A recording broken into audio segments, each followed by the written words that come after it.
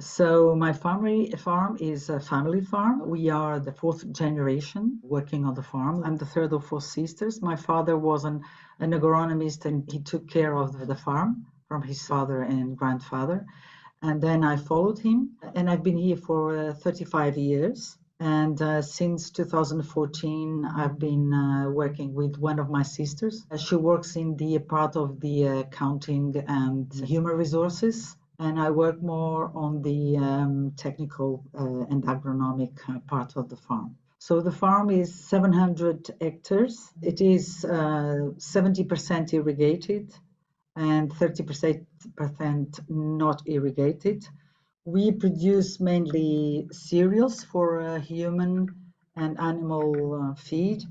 We produce crops for biodiesel, like rapeseed. We produce seeds for a seed company, and we produce, for example, very specific products like spelt wheat for bakery in the capital, which buys the spelt wheat from us. We have cattle on biodiverse pastures. It's non-irrigated area with oak trees, and we have cattle, cows, and Iberian pigs for ham.